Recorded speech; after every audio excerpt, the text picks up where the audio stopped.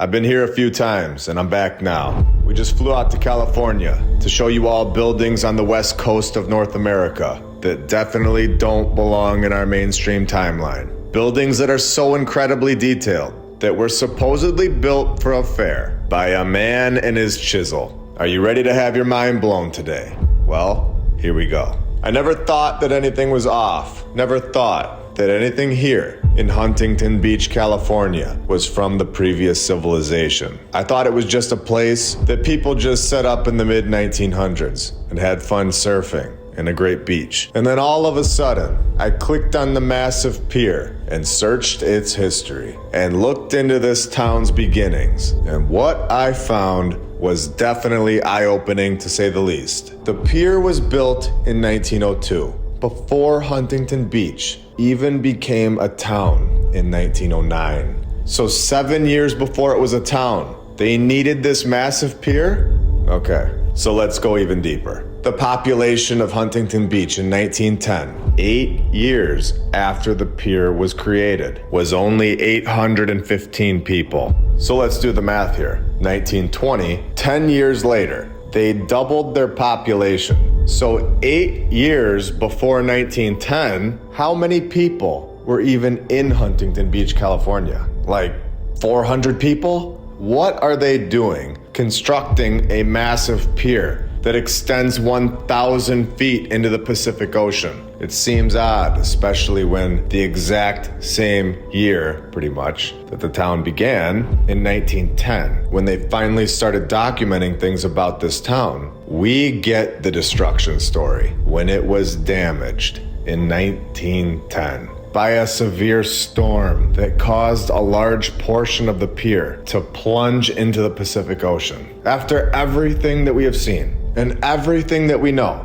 this seems very off and extremely sketchy. So in 1914, 4 years after this destruction, they build a brand new one, supposedly. And it sets a record for the longest and highest concrete pleasure pier in the USA. In my opinion, this is the original pier. This is a massive pier from the old world. It's perfect. And our civilization has just added on to it and explained it into our timeline with some random storm story. It's incredible and really makes you think, what else is in our everyday life that is constructed by the previous civilization and we just never realized it? Definitely something off. And that's when we know that we need to dig deeper. Today, we are going to visit and investigate Balboa Park, located in San Diego, California, a place that I've wanted to go and investigate for a very long time. Welcome to episode 55 of my lunch break. I hope you're all having a great day,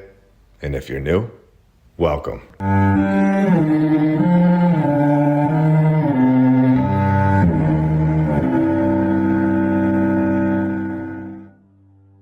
And I want to thank all of our sponsors over on Patreon. Thank you to FlatEarthDave.com. You can check out his app.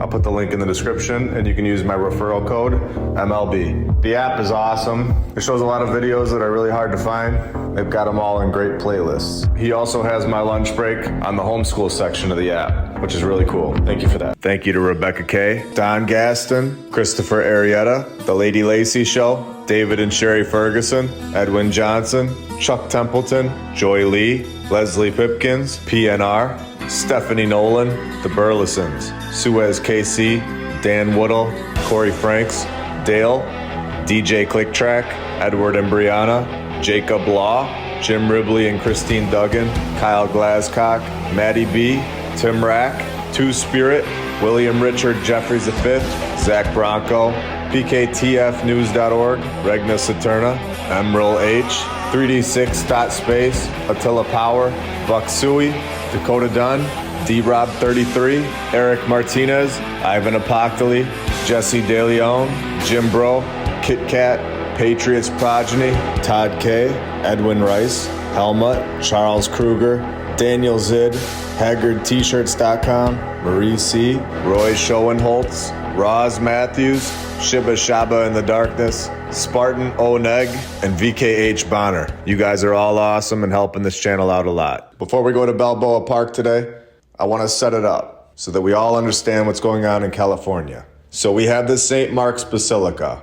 in the year 828. Not 1828, 828.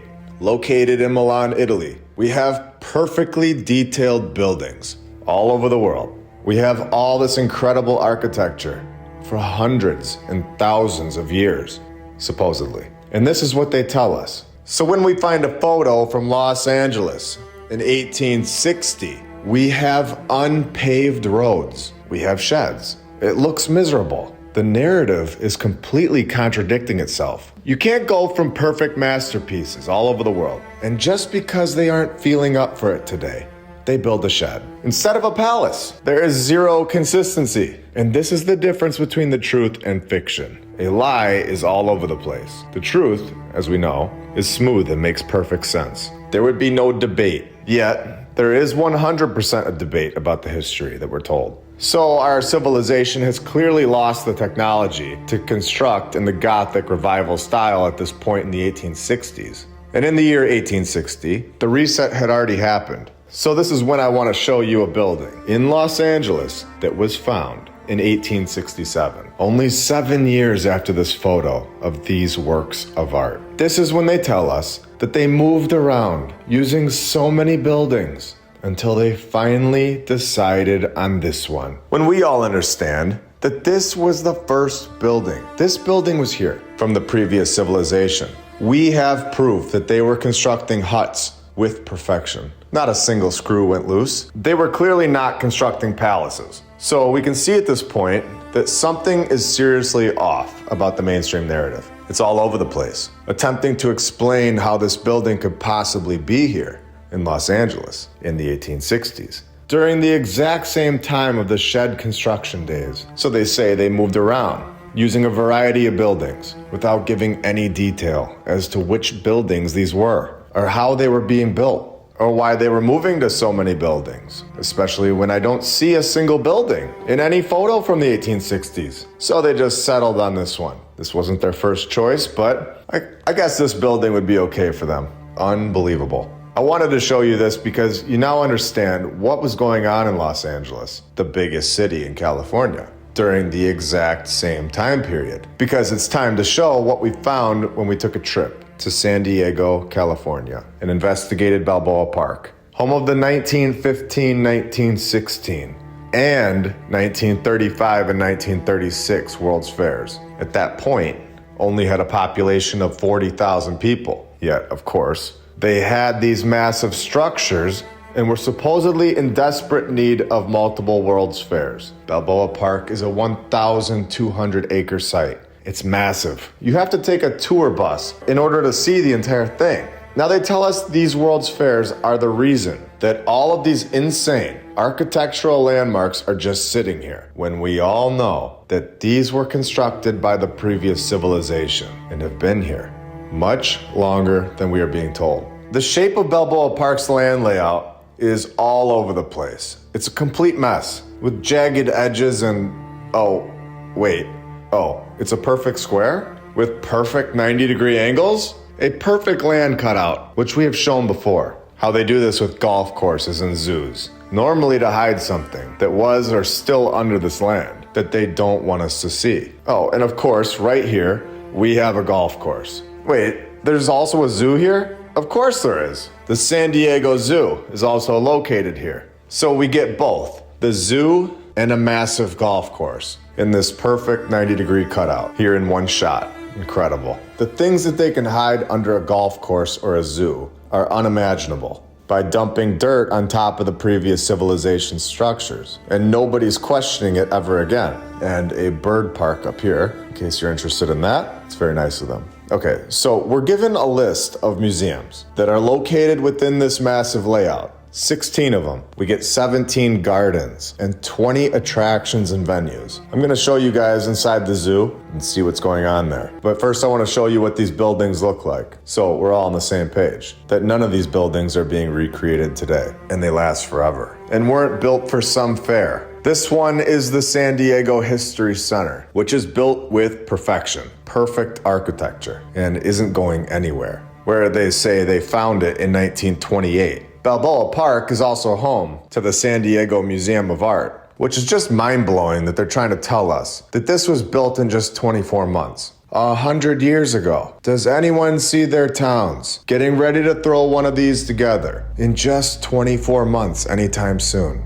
Since it was so easy back then, 24 months, you'd think we could do it now. Let me know in the comments, please. I've been checking for years, but I haven't seen any plans in my town getting ready to knock one of these out. And I'll tell you what, with our evolving and advancing skills, all of our tax dollars, you would think we could get one of these done somewhere in the world. But of course, we get the excuse that these 18 and early 1900s people, they just worked harder than us. They're so much more dedicated. When Donkeys Incorporated put their chisels to work, they didn't stop for anything. Did they need food or water? Heck no. They got the job done by moonlight and did whatever it took. No training? No problem 150 years ago. Well, we are just lazy. We are distracted. We spend too much time playing video games. Wait, this is ridiculous? Yeah. Oh, and we fully trust them that they have pieces that are from 7,000 years ago in this museum. In the year -5,000. Not -5,001. Not -4,999. But yes, exactly -5,000. Incredible. And they're just on it when it comes to those -5,000 people, but can't give us any construction details from the last 100 years, which is completely acceptable. No. We have seen William Templeton Johnson pinned as the architect for the last two buildings. So, we definitely know that there's something up with this guy, especially when he's out here winning the design competitions for palaces, which we have seen so many times, that there was no shortage of master architects 100 years ago, even 200 years ago. They were all able to supposedly get these drawings together. Everybody in the 1800s and early 1900s were just able to supposedly get these drawings together and get multiple buildings done at the exact same time. This was standard back in the day, supposedly. Beating 6 other architects to design 3 buildings. Of course he was. Okay, so at this point we know there's something major wrong with the narrative. And I want to show you some of the things that I found right when we walked in and saw this structure. The whole thing in Balboa Park was set up like a town of an advanced civilization. You had the buildings and you have this stage where there would have been performances. The problem is that it looks like it's from ancient Greece, not California, with the Greco-Roman style columns and the detail in the architecture. The fact it stands the test of time, no problem at all. And the fact that it's not even close to the only thing that doesn't fit into the California narrative. So we started walking over into what I like to call, and what it feels like, is the city center, where you have this spot where everything kind of comes together, like a downtown area. And you can, of course, see in the background the main attraction. They call it the Museum of Us now, but it's clearly not a museum, and we'll definitely be getting to that. First, I just want to show you what I was seeing up close. And I know I've said this before, but please keep this in mind when you see this. Ask yourself, how many times have you seen any town construct one of these in our entire lifetimes? It is so important to ask yourself this, because this destroys the evolving and advancing evolution lie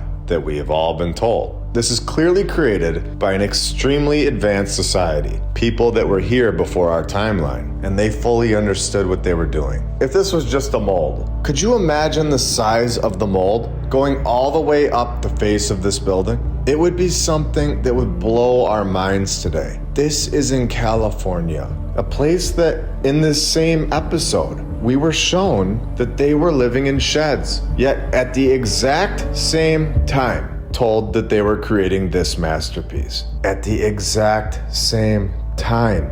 It's incredible. Now remember, this is all right next to each other. All of these buildings are like 30 feet away from each other. So here we have the Casa de Balboa, or at least this is what they're telling us it's called now, because of course in the last 100 years, they've already changed its name 5 times. First being called the Commerce and Industries Building, then the Canadian Building, and then the Palace of Better Housing, and then it's called the Electric Building, and now it's the Casa de Balboa. And this all proves one massive thing that we can remember and look back on for the first 54 episodes and look forward to in the future episodes. And this is that they are 100% writing names on these buildings and messing with them to fit their narrative, where the new name is now engraved on the side when we don't see the electric building engraved on the side, even though that was one of its names. So this obviously proves a lot. This shows that we can be 99% sure that they have changed the names to every single one of these buildings here in Balboa Park. And let's be honest, most likely all over the world,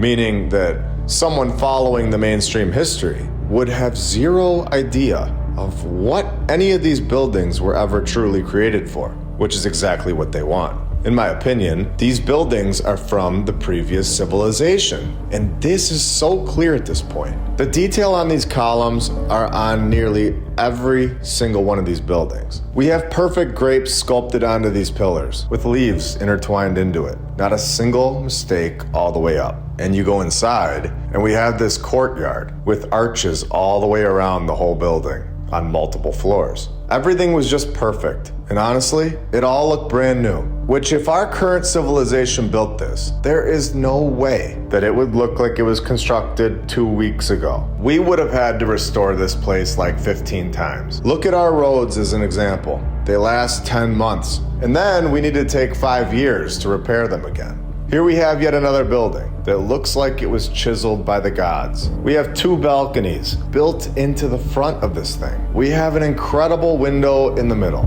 The detail is mind-blowing. If anyone has the chance to go here and see all of these buildings in person, I highly suggest doing that, with possibly the biggest giveaway that these buildings are from the old world and built by a much more advanced civilization that was wiped out and erased from the history books and completely taken out of our timeline. When we zoom in on the front of this building, right above the sign that reads its new name, Casa del Prado, you can see that this building had something written on it that we're not allowed to see today. This section right here was a plate. It was a stamp that told us the true narrative of this building, in my opinion. And they have clearly covered it up and scratched it out so that the building now fits their new timeline and their new narrative. And when you know what to look for, you understand what is going on with these buildings. You know that this is the kind of stuff to look for. It's something that we were blind to before, and now it is so clear. And once you know,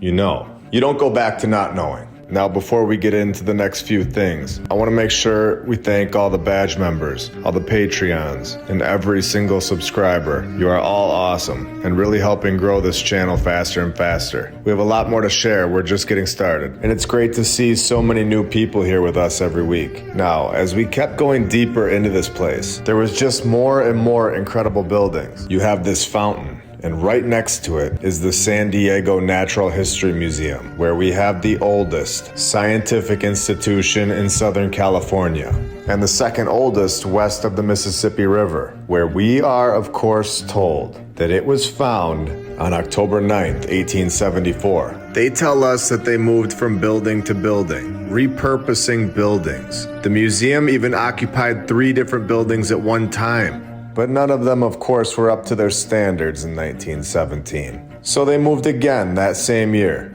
But in 1920, they wanted to move yet again to the Foreign Arts Building, where they kept remodeling. And when I say remodeling, I mean destroying. Because we all know that remodeling or restoration really means destruction. So they're all done destroying that building. So on to the next one, of course. The Canadian building was the next one on the list for a good destruction project. Got this done in 1922. And we all know we can't go the whole episode without the fire story. So in 1925, a nearby fire of course raised concerns. They need to throw the fire into the narrative. All over the world. It's just incredible. It's in all of these buildings' narratives. And we have shown this so many times. I'm actually in the middle of counting them all up over all the episodes, because I just want to know how many times we have found the fire story. So what do you know?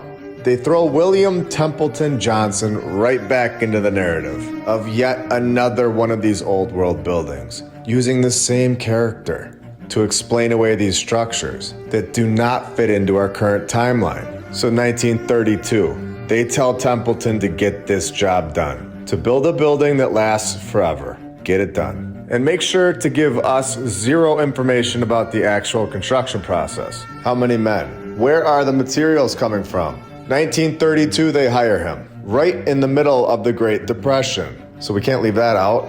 But of course, that's not gonna stop William the Great. He gets this place done in the beginning of 1933, January, meaning from some point in 1932 to January 1933, this thing is done during the Great Depression, and it's here forever. I'll be the one to say it. That story is logistically impossible. We have, in my opinion, clear proof in episode 41 that this is complete nonsense. And a construction project like this would never get done in less than a year during this time period, let alone in 2024. So they go through like 10 buildings, destroying all of them and saying they're restoration projects, and then whip this masterpiece together in a year. It must have been nice back then. Unbelievable. I also mentioned that we went to the San Diego Zoo, which is also located on this site. And it was honestly the weirdest zoo I've ever been to in my life. This was definitely the coolest one overall, if you're just a fan of zoos, because you're just able to be right next to the animals, obviously in a safe way. But you would go down like 200 feet to see all these animals, down a bunch of steps. This is in my opinion and just my thoughts on it, but it felt like it was all built on top of a structure, and they were just putting these animals all around it, because the rest of the area was relatively flat. From all of my research and everything that we know about zoos and golf courses, hiding old world buildings and more. This is just my personal take on it. If anyone's ever been there, you'll know what I mean. But it was really cool. We were able to see the building that they now call the Museum of Us, which is the main attraction. And we will be putting this building, as well as the Casa del Prado Theater, into episode 56 next Saturday. And there will be no waiting around. We will start right back up into Balboa Park in the very next episode, as well as a few other things that I found that I think you'll all enjoy. I hope you all have a great rest of your day. See ya.